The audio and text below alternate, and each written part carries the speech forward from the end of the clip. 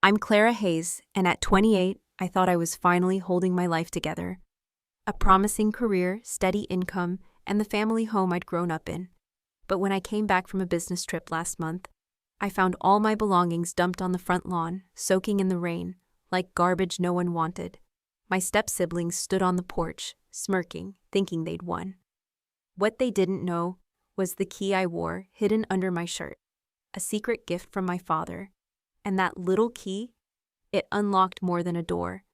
It unlocked my freedom, and the life they could never take from me. Before I share how I turned their betrayal into my greatest comeback, let me know where you're watching from. And if you've ever been blindsided by someone you trusted, hit that like and subscribe button. You're going to want to hear this one. I grew up in that very Victorian home on Willow Lane. It was built in the early 1900s, full of character, creaky floorboards, and the scent of old books and my father's pipe tobacco. For the first 8 years of my life, it was just Dad and me. My mother, bless her heart, passed away from an illness when I was only 5. My dad, Arthur Hayes, was my entire world.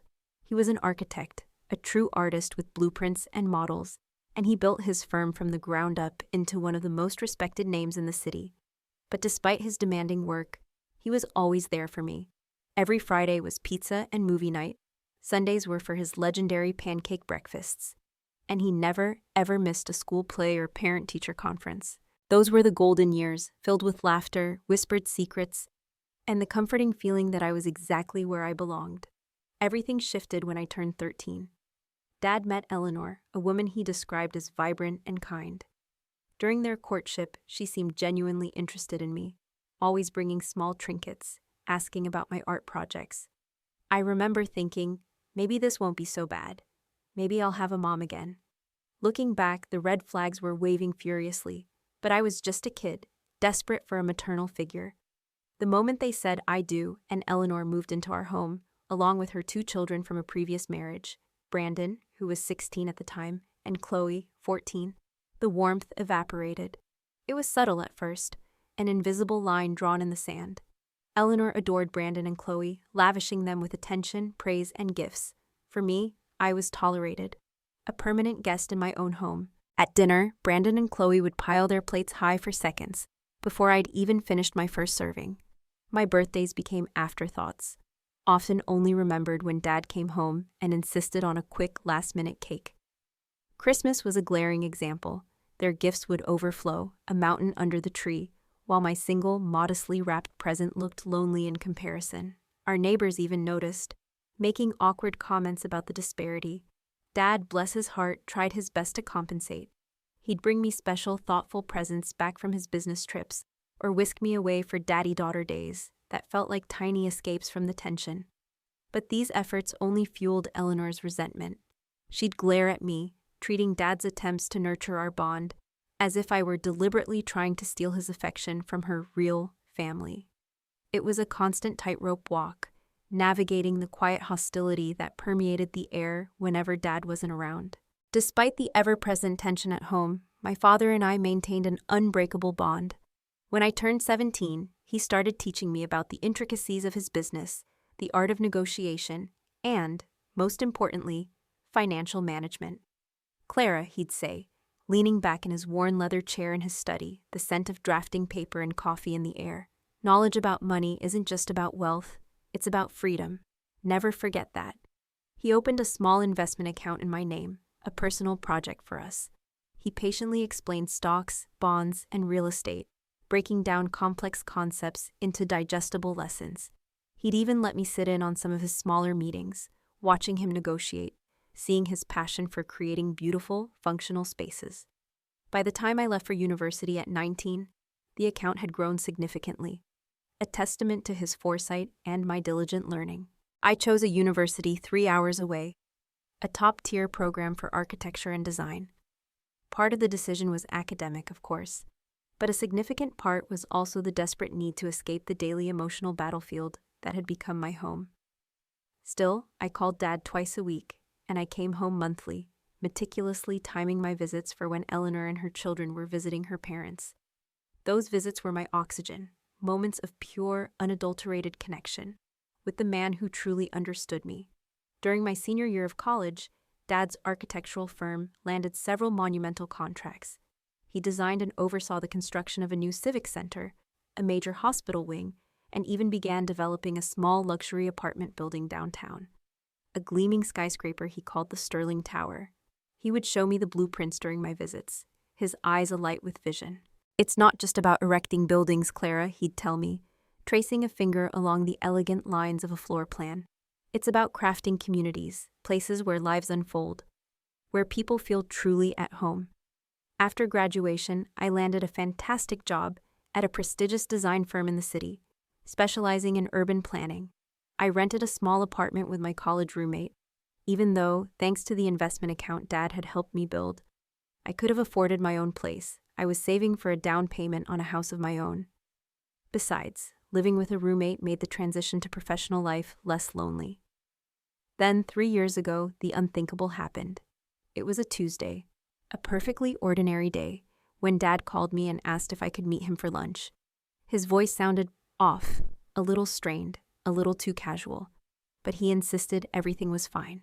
When I arrived at our favorite Italian restaurant, the one with the red checkered tablecloths and the best lasagna, I knew immediately something was terribly wrong. His normally robust complexion was pale, almost translucent. He'd lost weight, his suit jacket hanging loosely on his frame. "Pancreatic cancer," he said before I could even ask. "Stage 4. The world tilted on its axis. He explained with a heartbreaking calm that it had been discovered too late for effective treatment. The doctors had given him 6 months, maybe a year if they were lucky. He lived for 8 agonizing months. During that time, I cut back my hours at work, pushing my firm to let me work remotely as much as possible. I spent every spare moment with him." Eleanor, to her credit, seemed genuinely devastated, her usual sharp edges softened by grief. But Brandon and Chloe? They were oddly detached, distant. Their primary concern seemed to be less about their stepfather's suffering and more about their impending inheritance, whispering about what they'd do with their share. A month before he passed, Dad asked me to meet him at his office. "Don't tell anyone," he'd whispered, his voice a ghost of its former strength. There, amidst the architectural models and drafting tables, he handed me a small, heavy box. Inside, nestled on velvet, was an unusual, intricate key, unlike any house key I'd ever seen, along with a thick envelope of documents. "I've made arrangements, Clara," he said, his once booming voice now barely a whisper. "The house, the one on Willow Lane, will go to Eleanor with the understanding that all 3 of you kids can live there if you need to. But I know how they treat you when I'm not looking, sweetheart. I've always seen it. So I've created something just for you. When the time is right, use this key." He looked at me, his eyes full of a love so profound it brought tears to mine. "It's your sanctuary, Clara, your safety net. Promise me you'll use it when you need it most." I promised, clutching the box. After Dad passed, the will reading confirmed what he'd told me. The family home, our beautiful Victorian on Willow Lane, went to Eleanor, along with a substantial life insurance policy. Brandon and Chloe received sizable trust funds that would pay out when they turned 30. As for me, I received a portion of Dad's business interests, to be managed by his longtime business partner, Mr. Reynolds, until I felt ready to take a more active role. What wasn't mentioned in the will, what no one else knew about, was the mysterious key. I kept it on a delicate silver chain around my neck, hidden beneath my clothes, a constant reminder of my father's love and foresight. I waited, just as Dad had instructed, for the right time. For 2 years after Dad's death, I continued living in the family home, partly out of a lingering sense of obligation, partly out of a naive hope that we could somehow still be a family, even a fractured one. And honestly, a part of me felt I needed to keep an eye on Eleanor, whose health began a slow, worrying decline shortly after Dad's passing. I paid rent, or at least that's what they called it. I thought I was contributing to household expenses, maintaining a sense of responsibility. I later learned I was paying far, far more than my fair share. Brandon, who is now working as a manager at a fast food chain, and Chloe, who jumped between various entry-level jobs, contributed minimally. Yet they treated the house as their personal domain, loud music, messy common areas, late-night parties. As Eleanor's health deteriorated, she became more confused, more frail, and tragically, more dependent on her biological children. Brandon and Chloe, ever opportunistic, used this dependency to solidify their control over household decisions, even her personal care. The tension between us, which had always simmered, grew with startling speed. Snide comments about my inherited privilege evolved into outright hostility. Still, I persisted. I truly believed that honoring Dad's wish for family unity was worth the discomfort, the emotional drain. Then came my business trip to San Francisco. After 3 successful years at the urban planning firm, I had been promoted to senior designer, handling major client accounts. This particular trip was to finalize a contract with a cutting-edge tech company, a project that would be our firm's biggest to date, a truly transformative deal for urban sustainability. The 2-week trip had gone exceptionally well, filled with intense meetings, successful negotiations, and a celebratory dinner with the client's executives on the final night. I flew home with a profound sense of accomplishment, blissfully unaware that my stepfamily had been meticulously plotting during my absence. As the taxi pulled up to our house, the one I had called home my entire life, I couldn't possibly have imagined what awaited me. The taxi driver, a kind, older gentleman, was the first to notice. "Hey, miss, is that your stuff on the lawn?" he asked, his brow furrowed with concern. I looked out the window, momentarily confused.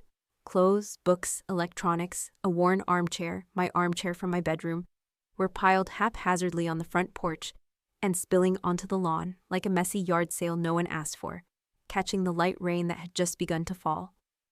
"There must be some mistake," I mumbled, paying the driver and stepping out into the cool, damp air. My heart pounded a frantic rhythm against my ribs as I approached the disarray. I picked up a waterlogged photo album, the pages already starting to warp, the images of Dad and me blurring like my own vision as tears formed. My hand trembled as I lifted a soggy cardboard box containing my design supplies. Taped to the inside flap, the note confirmed my worst fears. "The attic is vacant if you need a roof. Otherwise, this is no longer your home." I stood there, paralyzed by shock, the cold rain seeping through my clothes, chilling me to the bone. Just then the front door opened. Brandon stepped out, arms crossed, a smirk playing on his lips. Chloe hovered behind him, her eyes gleaming with satisfaction. "About time you showed up," Brandon said, his voice dripping with condescension. "We were wondering if we'd have to call someone to clear all this junk away." "What is going on?" I demanded, my voice shaking with a mixture of rage and disbelief.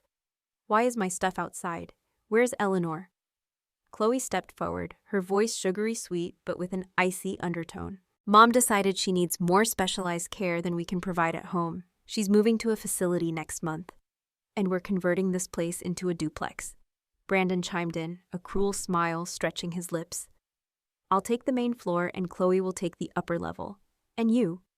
He gestured dismissively at the mess on the lawn. "You can have the attic if you want. It's unfinished, but we figure you can fix it up. Or you can just leave. Your choice." "This is insane," I cried, looking around at my belongings getting progressively soaked in the increasing rainfall. "I live here. I pay rent. You can't just throw me out." "Actually, we can," Chloe replied, her face hardening. "The house is in Mom's name, and she's given us power of attorney over her affairs. She agrees the arrangement needs to change." I highly doubted Eleanor, in her increasingly confused state, had agreed to anything of the sort. I suspected Brandon and Chloe were shamelessly taking advantage of her fragile condition. "I want to speak to Eleanor," I insisted, attempting to move past them into the house. Brandon blocked my path, his stance unyielding. "She's resting, and she doesn't want to be disturbed, especially not by you. She's tired of you living off her charity." "Charity?" I couldn't believe what I was hearing. "Charity," I scoffed, a bitter laugh escaping my lips. "I pay $1,200 a month in rent. I contribute to utilities and groceries. If anyone's living off charity, it's you two." "Whatever," Chloe waved her hand dismissively. "The decision's been made. You have until tonight to either move your stuff into the attic or take it elsewhere. Anything left on the lawn tomorrow goes to the dump." The humiliation intensified as I noticed our neighbors, Mrs. Green and Mr. Davies, watching from their windows and porches, their faces a mixture of shock and pity. Further down the street, a group of teenagers had stopped their bikes to watch the drama unfold, as if my personal tragedy were a free, public spectacle. As if the public humiliation wasn't enough, I soon discovered that some of my most valuable possessions were missing. My laptop, which contained all my work files, was nowhere to be found. The antique locket my father had given me for my 17th birthday was also gone, along with the few pieces of my mother's jewelry I had inherited. "Where's my laptop and my locket?" I demanded, my voice tight with desperation. Brandon shrugged, a picture of indifference. "No idea. Maybe they're in one of the boxes, or maybe they got misplaced during the move. Things happen." The casual cruelty in his tone, the slight upturn of his lips, made it clear that the misplacement had been entirely intentional. I later found my laptop in the detached garage, the screen cracked, and the hard drive mysteriously removed. As I frantically tried to gather my most important possessions before they were completely ruined by the rain, Chloe followed me around the lawn, a venomous smile on her face. "You know," she said, her voice dripping with malice, "I never understood why Arthur kept you around after your mom died. He should have sent you to live with your real family, instead of forcing my mom to raise another woman's kid." Her words stung, a sharp knife to an open wound, but I refused to give her the satisfaction of seeing me cry. "My dad was my real family," I replied, keeping my voice steady, my gaze unwavering, "and this house was our home long before you moved in." "Well, it's our home now," she shot back, her voice rising. "And you're not family. You never were." I pulled out my phone, my fingers fumbling, to call my best friend Sarah. She answered on the second ring, her voice cheerful. "Hey, Clara, how is San Fran?" "Sarah," I cut her off, my voice finally breaking, the dam of my composure cracking. "I need a place to stay. They've thrown all my stuff on the lawn and locked me out." "What? Who did?" Her outrage was palpable, even through the phone. "Brandon and Chloe? Are you serious?" "Yeah," I choked out, a sob catching in my throat. "Get over here right now," she practically screamed. "I'll help you move your things. Those absolute monsters." While I waited for Sarah to arrive, I continued gathering what I could. My movements stiff with cold and shock. Brandon stood on the porch, watching me with obvious satisfaction. "By the way," he called out, a mock casual tone in his voice, "we expect you to keep contributing to the household expenses if you take the attic option. In fact, since you're doing so well at your job, we think $2,000 a month would be more appropriate." I stared at him in utter disbelief. "You throw my belongings onto the lawn, you damage my property, and you still expect me to pay you? You're delusional." His expression darkened, the pleasant facade cracking completely. "Listen carefully, Clara. My mother has spent years putting up with you because Arthur insisted. Now that he's gone, things are going to be different. You'll either play by our rules or get out completely. And if you choose to leave, don't think about contesting anything in court. We have documentation showing Mom's wishes. And as her biological children, we'll always have more standing than you." A cold clarity washed over me as I realized the depth of their betrayal. This wasn't some spur-of-the-moment tantrum. They had been planning this for months, possibly years, patiently waiting for the right moment to strike. My business trip had provided the perfect opportunity, with me out of the way.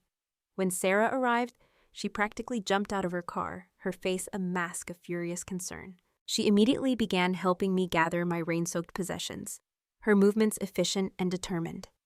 "I can't believe they would do this," she fumed, her voice tight with anger as we loaded boxes into her car. "This is beyond cruel." "Apparently it's been a long time coming," I replied, my initial shock giving way to a quiet, burning anger deep in my chest.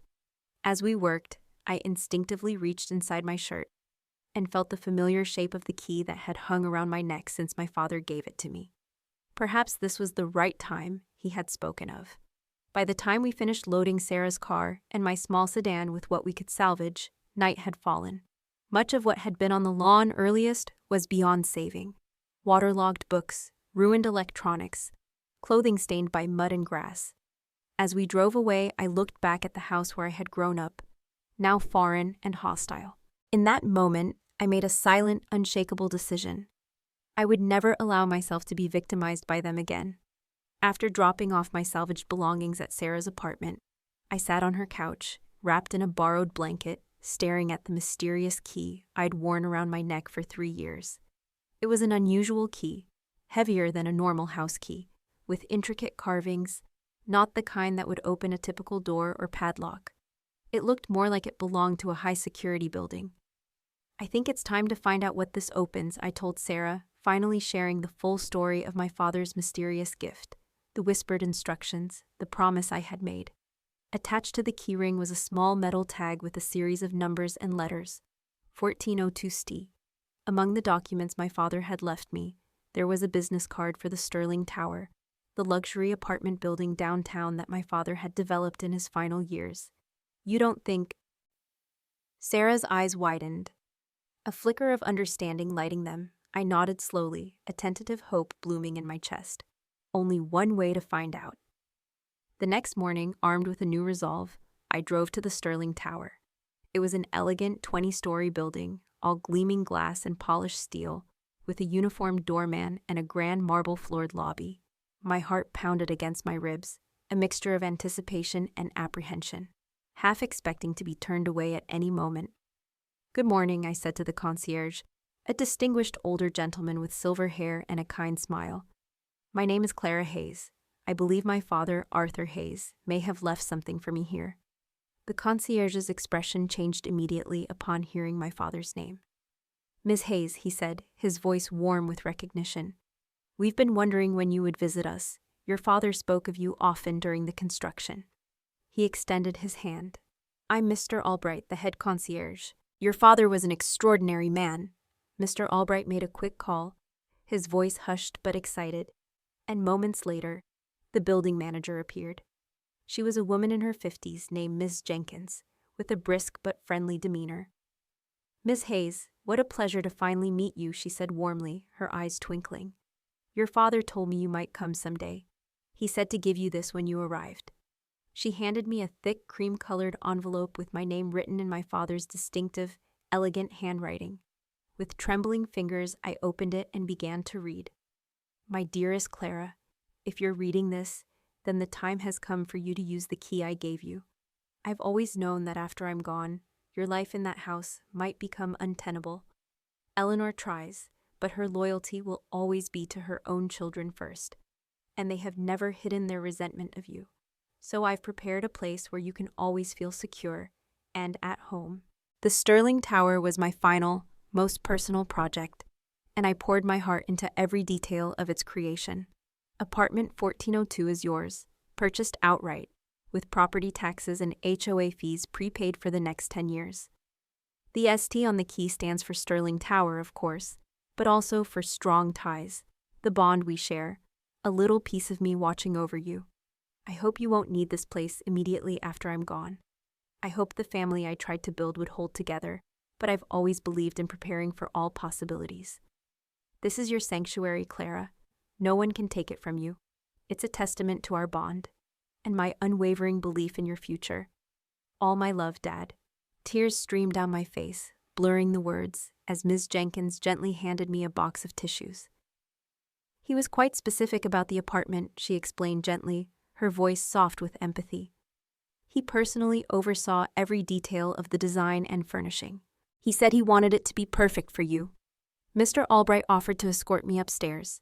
We rode the elevator to the 14th floor, the ascent feeling less like a mechanical lift and more like a journey into a new future. He led me down a quiet hallway to a door marked 1402. "Welcome home, Ms. Hayes," he said, his smile genuine, as I inserted the intricate key into the lock. The door swung open to reveal a stunning apartment that quite literally took my breath away. Floor-to-ceiling windows showcased panoramic views of the city skyline and the winding river beyond. The morning sunlight streamed in, illuminating a beautifully furnished living room with rich hardwood floors and modern, comfortable furniture in shades of calming blue and green, my favorite colors. I walked through the apartment in a daze, each step a discovery. The kitchen featured high-end stainless steel appliances and polished stone countertops, gleaming under recessed lighting. The dining area had a large table for 6, suggesting my father had imagined me entertaining friends here. The master bedroom was a peaceful retreat, complete with a spacious walk-in closet and an ensuite bathroom with a deep soaking tub. A second bedroom had already been set up as a home office, with a sleek ergonomic desk positioned perfectly to enjoy the breathtaking view while working. What struck me most, what truly made my heart ache with a bittersweet understanding, was how personal everything felt. Beyond the color scheme, the bookshelves contained many of my preferred authors, classic literature mixed with contemporary urban planning texts, along with dozens of framed photographs of Dad and me throughout the years. On the desk in the office sat a framed picture of us at my college graduation, both beaming with pride, his arm around my shoulder. "Your father spent weeks selecting everything," Mr. Albright explained softly, his voice full of admiration. "He said he wanted it to feel like home from the moment you walked in." In the master bedroom closet, I found women's clothing in exactly my size, nothing flashy, just high-quality basics that matched my style perfectly. In the refrigerator and pantry, I discovered they were stocked with non-perishable items and basic groceries. My father had truly thought of everything. As Mr. Albright prepared to leave me to explore on my own, he handed me a building information packet. "There's a residence directory, information about amenities, and all the contact numbers you might need," he explained. "The building has a state-of-the-art gym, a beautiful pool, and a community room on the 3rd floor. We host monthly social events for residents if you're ever interested." Alone in the apartment, my apartment, I sat on the plush couch, sinking into its comfort, and allowed myself to fully process what had just happened.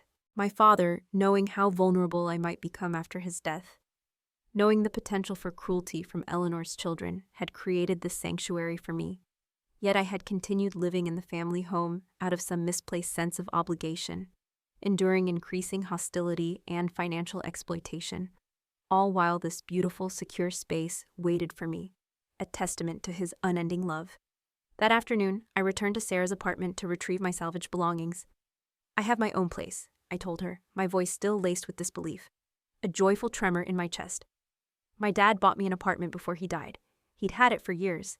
"What? Clara, that's incredible," she exclaimed, her jaw dropping. "But why didn't you move there right after he passed? Why stay in that house?"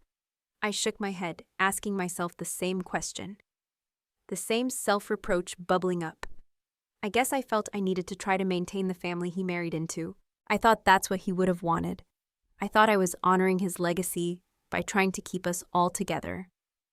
But he clearly anticipated this exact situation, Sarah pointed out, her logic sharp and clear. He knew them better than you gave him credit for. He knew they would do something like this. And she was right. He had.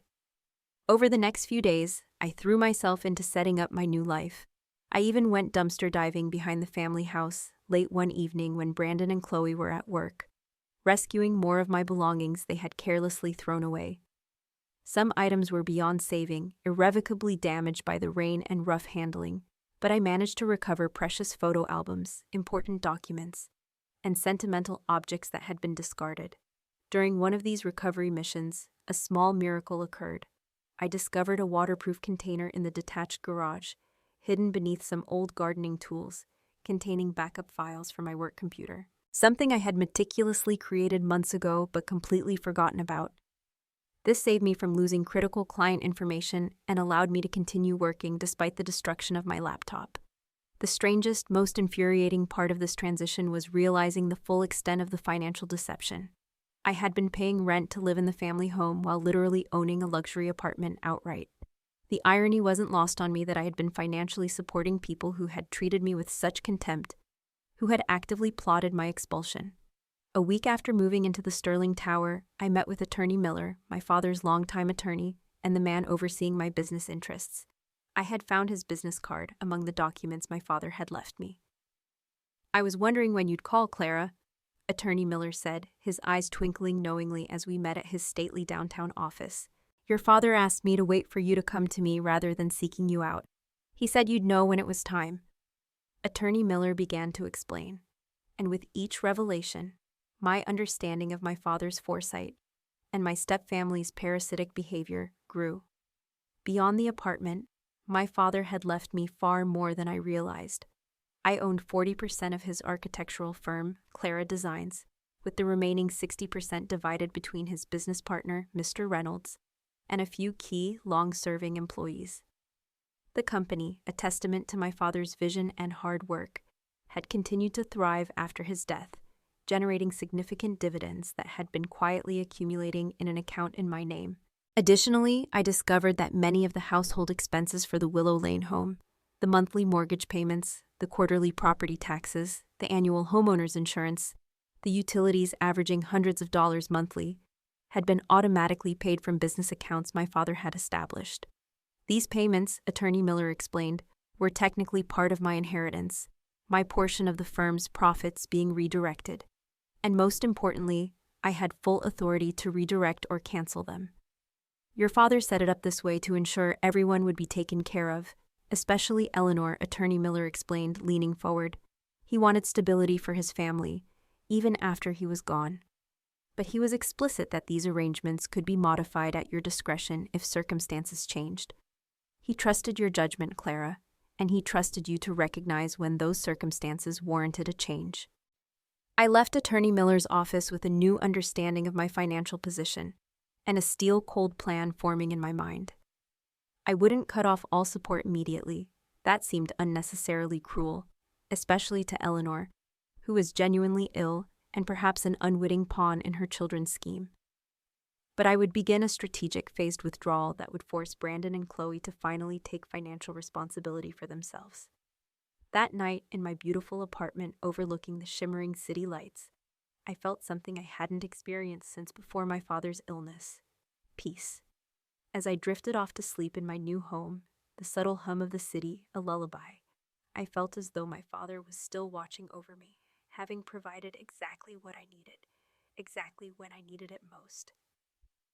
The following Monday, armed with a newfound resolve, I met again with Attorney Miller to implement my financial strategy. I want to understand exactly what household expenses I'm currently paying for, I told him, a grim determination in my voice. Attorney Miller pulled up detailed records on his computer, the numbers stark and illuminating. The business accounts are currently covering the mortgage payment of $3,200 monthly. Property taxes are paid quarterly, homeowner's insurance annually, and utilities average $600 monthly. Additionally, there's a household expense account that receives $2,500 monthly for groceries, general maintenance, and household incidentals. I was stunned by the total. So the business, which is 40% mine, has been paying over $7,500 a month to maintain a house where I'm no longer welcome. And on top of that, I was paying them $1,200 in rent? The absurdity, the sheer audacity of it was infuriating. Attorney Miller nodded grimly. Your father wanted to ensure everyone was taken care of. He couldn't have anticipated they would actively force you out. As for Eleanor's medical expenses, those are covered separately through a comprehensive insurance policy Richard purchased. That's not connected to the household accounts. I thought carefully about my next steps, composing myself. Here's what I want to do. First, immediately stop my $1,200 rent payments. That's obvious. Second, I want to redirect my 40% of the business profits to my personal accounts, rather than the household fund. Third, let's create a 3-month phased reduction of the household support. Attorney Miller took notes as I outlined my plan, his pen scratching against the paper. Month 1, I explained, would maintain current mortgage and utility payments, but reduce the household expense account by half. Month 2 would reduce mortgage and utility contributions by 50%.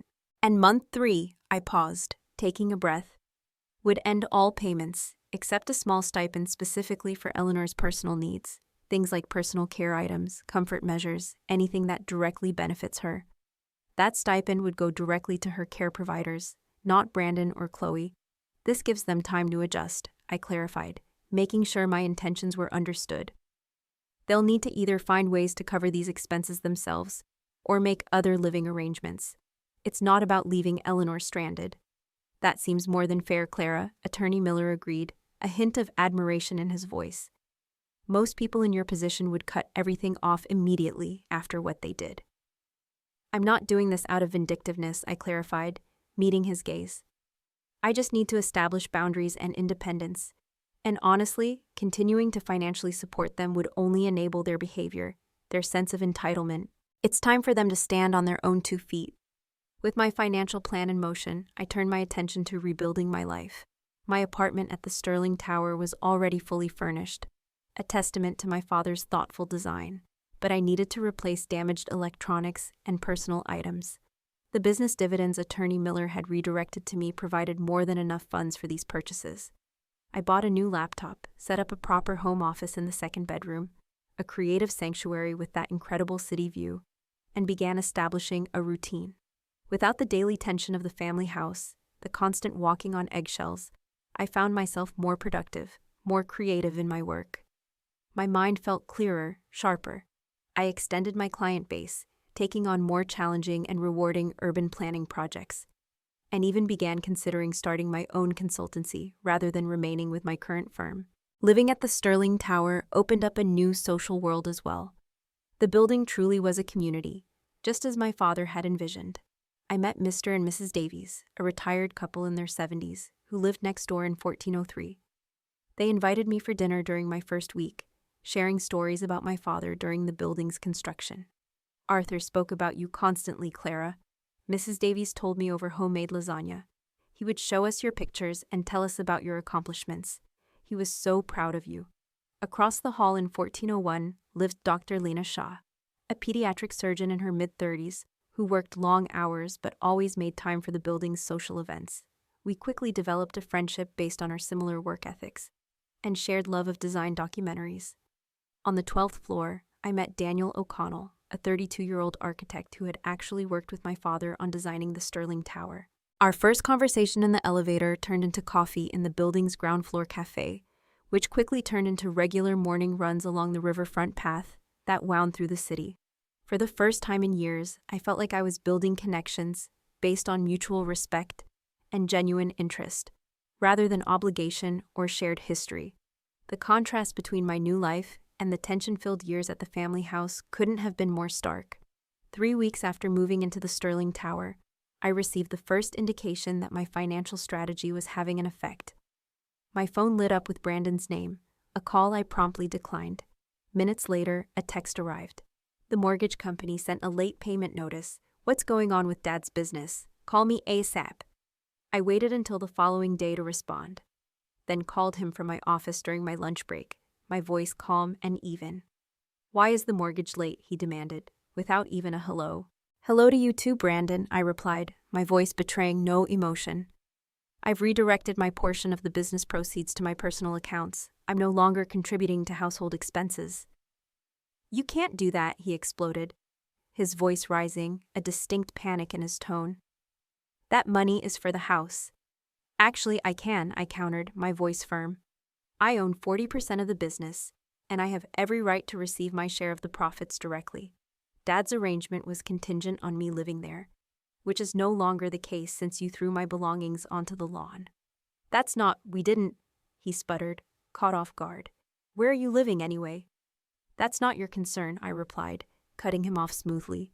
"What is your concern is figuring out how you and Chloe are going to cover the mortgage and other expenses. I've arranged for payments to continue at a reduced rate for the next 2 months to give you time to adjust, but after that, you're on your own." The stream of obscenities that followed told me everything I needed to know about Brandon's financial planning skills. I ended the call mid-tirade, blocked his number, and returned to my work with a strange sense of calm. Chloe's response came through social media, where she posted a thinly veiled attack, calling me a selfish, ungrateful stepsister who had abandoned family in their time of need. Several mutual acquaintances, people from our old neighborhood, contacted me privately, asking what had happened. I provided a simple factual account without embellishment, including a photo Sarah had taken of my belongings on the lawn. The tide of public opinion quickly turned against Brandon and Chloe. It seemed their reputation for entitlement and selfishness was already well known, and this incident only confirmed it. As the weeks passed, I established robust security measures at my apartment building. I provided Mr. Albright and the security team with Brandon and Chloe's photos and strict instructions not to allow them entry under any circumstances. I set up mail forwarding, changed all my online passwords, and made sure no public records connected me to the Sterling Tower. While I didn't think they would go to extreme lengths to find me, their reaction to the financial changes suggested they weren't above harassment. By the end of the first month in my new home, I felt more settled and secure than I had since before my father's death. I had transformed the second bedroom into a fully functional home office, joined the building's fitness center and swimming pool, and begun attending the monthly resident socials, enjoying the easy camaraderie. One evening, as I sat on my balcony, Watching the sunset reflect off the river, painting the city in hues of orange and purple, I realized something profound. This apartment wasn't just a physical space my father had provided. It was the embodiment of his love and foresight. He had created not just a home for me, but a foundation from which I could build a new life entirely on my own terms. For the first time since his passing, I felt truly at peace with his absence, knowing that in his own quiet, profound way, he was still taking care of me. 3 months after moving into the Sterling Tower, my life had undergone a complete transformation. I had confidently left my marketing firm and established my own urban planning consultancy, Clara Designs. I worked primarily from my home office, with occasional client meetings in the building's professional business center. The freedom of self-employment allowed me to select clients I genuinely enjoyed working with, focusing on sustainable and community-focused projects that challenged me creatively. My social circle had expanded beyond just my wonderful neighbors to include other entrepreneurs I met through networking events and former colleagues who had followed me to my new venture. Daniel and I had progressed from running buddies to dating, taking things slowly but enjoying the natural, undeniable chemistry between us. He was kind, intelligent, and understood my complicated family situation without judgment, having navigated his own challenging family dynamics after his parents' divorce.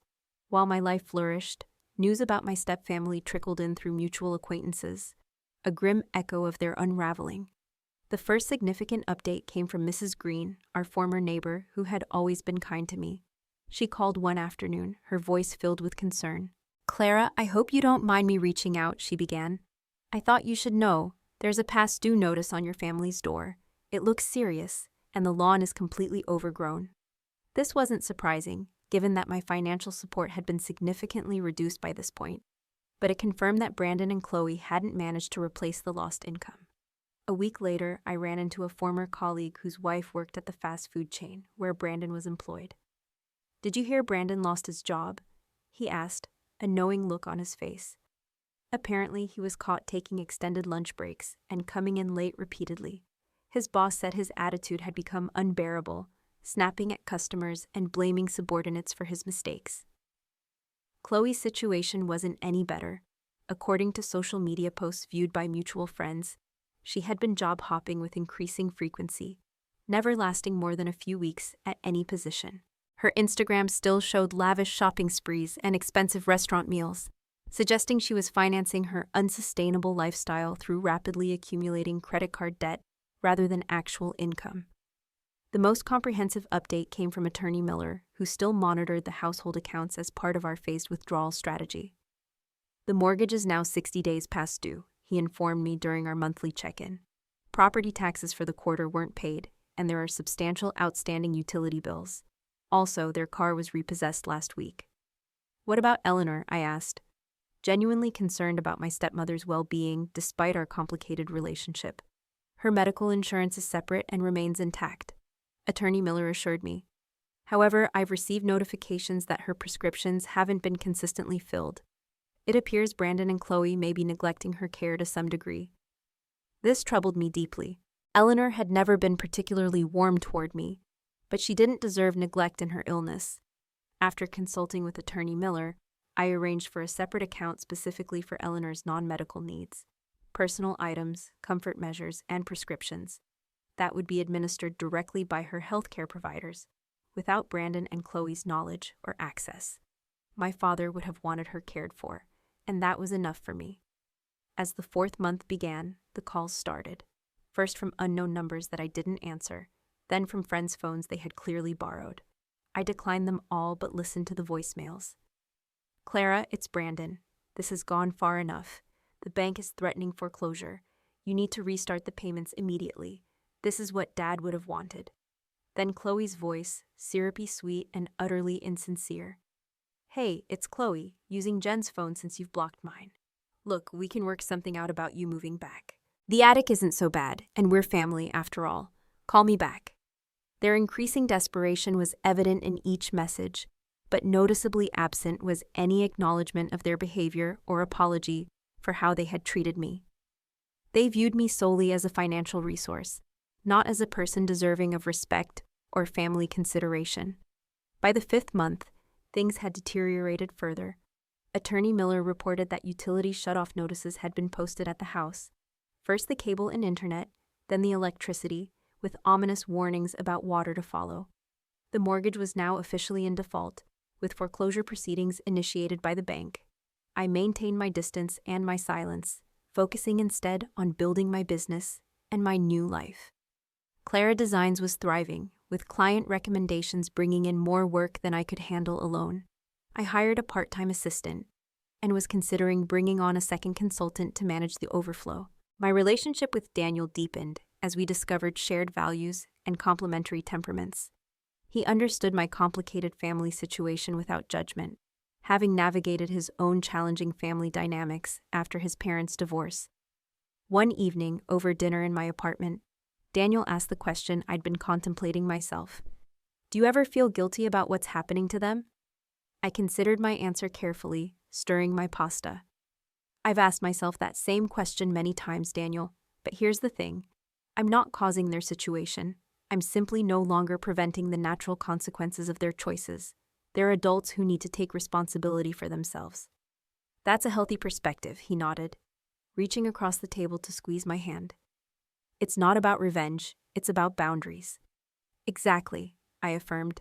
And honestly, if they had treated me with basic decency, even if they had just let me collect my belongings properly, instead of throwing them on the lawn and stealing my things, I probably would have continued supporting them financially, out of respect for my dad's wishes. But they chose cruelty. They created this situation, not me.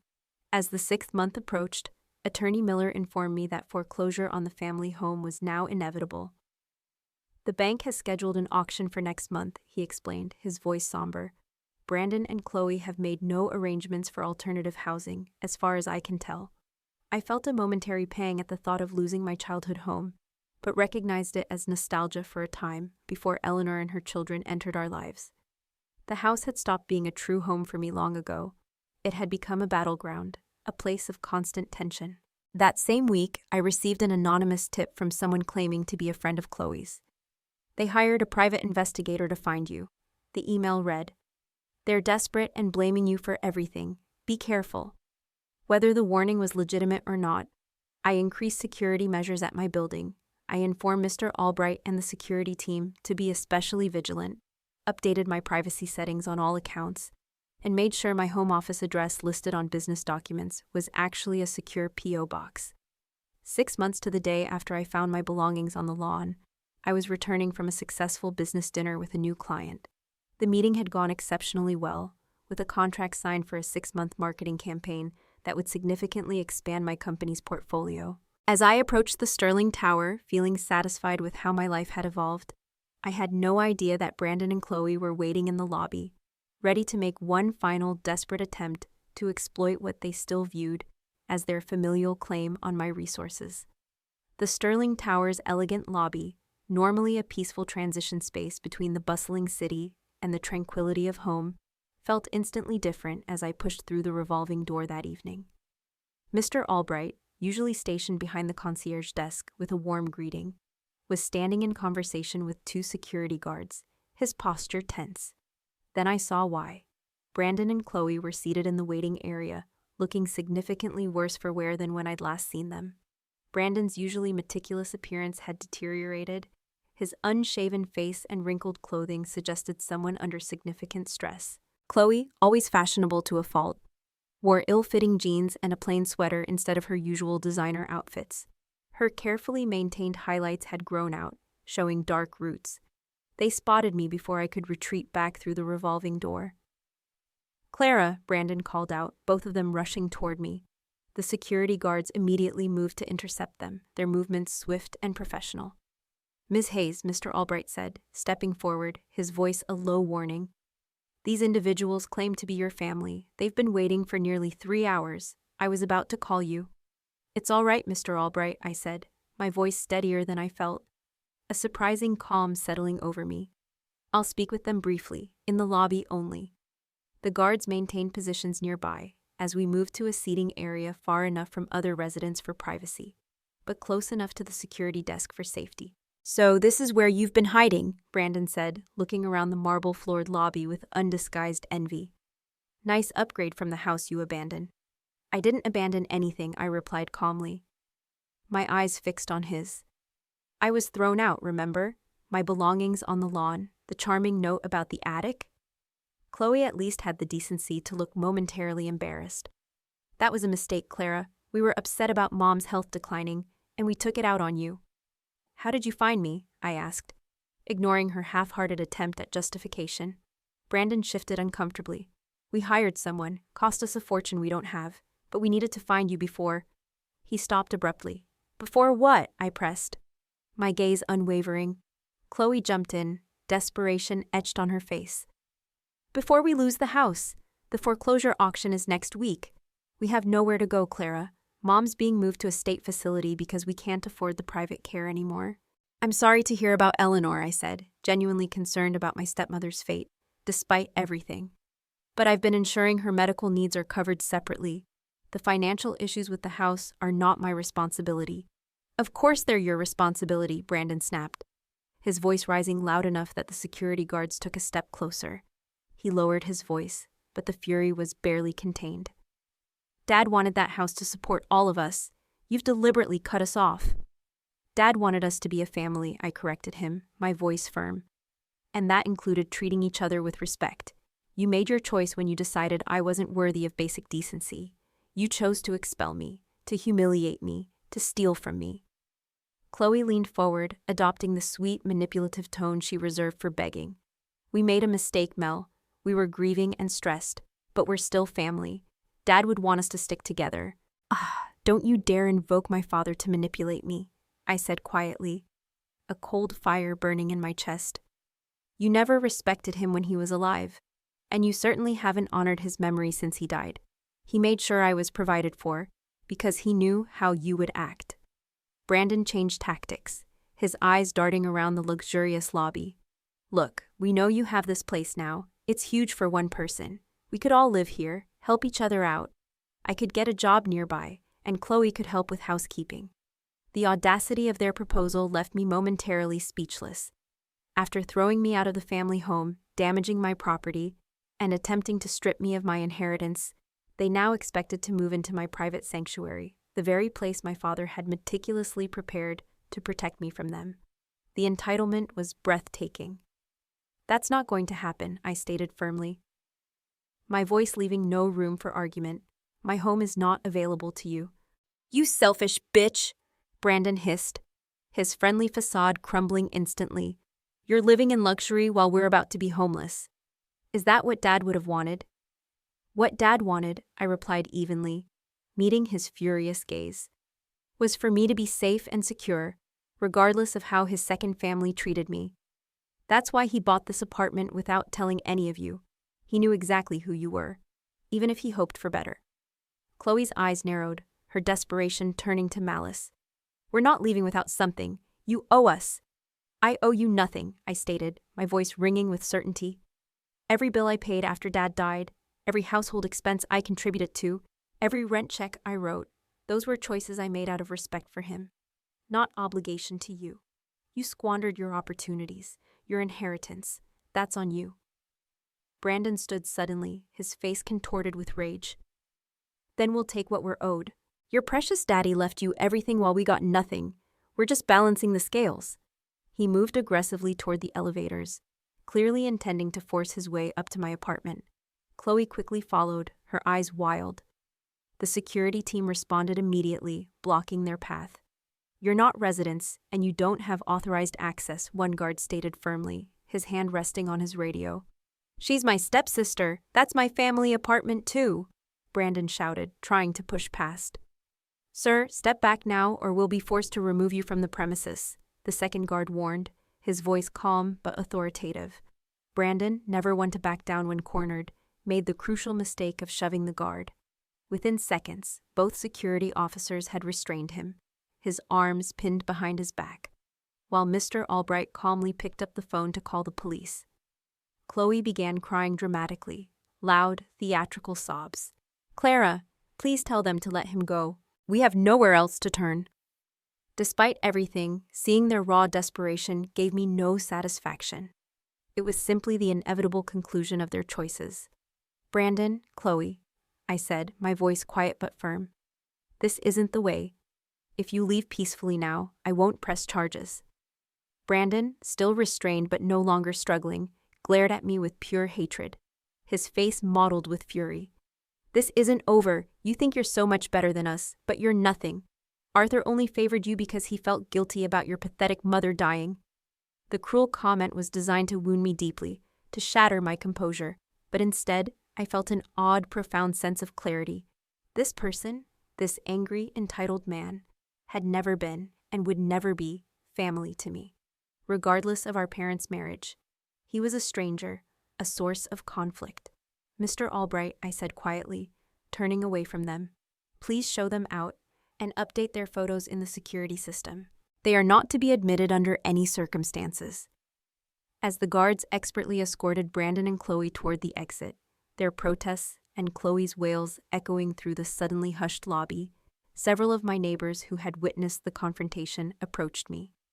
Dr. Lena Shaw from across the hall put her arm around my shoulders, a comforting presence. Mr. and Mrs. Davies, the elderly couple next door, stood nearby, offering supportive smiles. Those people seem terrible, Dr. Shaw said, her voice soft with concern. Are you okay, Clara? I will be, I replied, watching as my step-siblings were finally escorted out the front doors. Brandon still shouting empty threats, and Chloe still crying crocodile tears. Back in my apartment, the silence felt like a balm.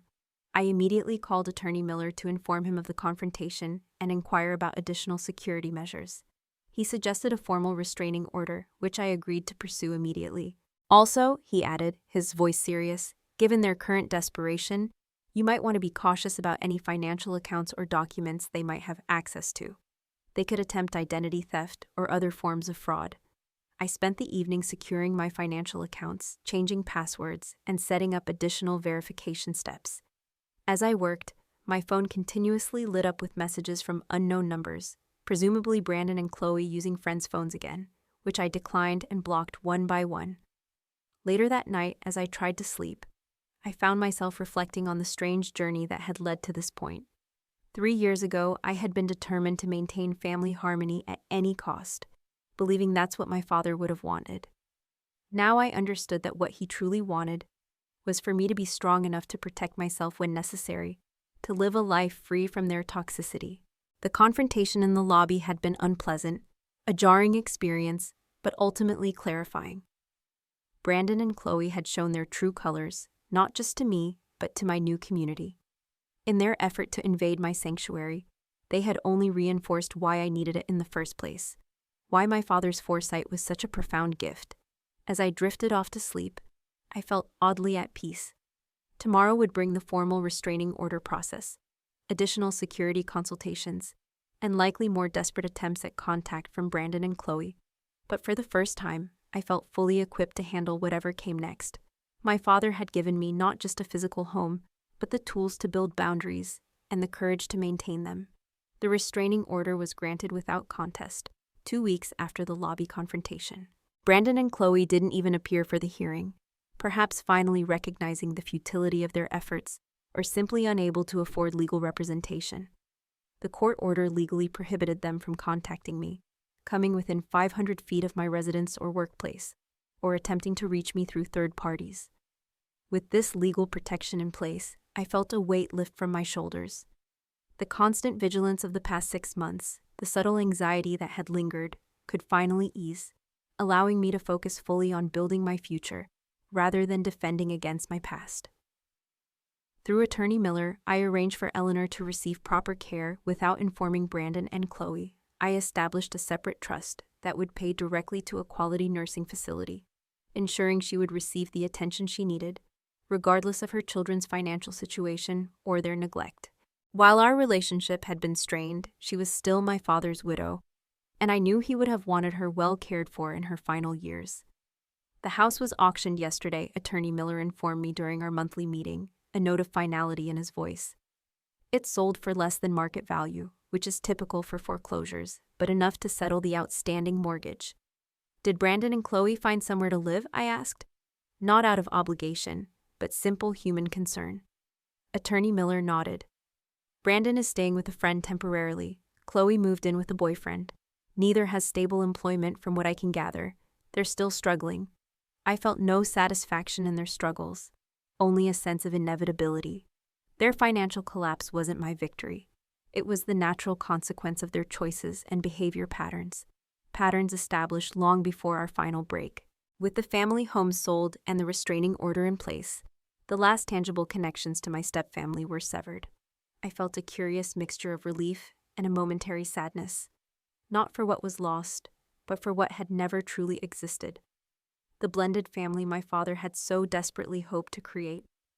My own life continued to flourish in ways I could scarcely have imagined a year earlier. Clara Designs had grown to include 3 full-time employees besides myself, necessitating a small office space downtown in addition to my home setup. We specialized in sustainable urban planning and architectural design for small businesses and startups, bringing the expertise of larger agencies to companies that couldn't typically afford such services. My relationship with Daniel deepened as well.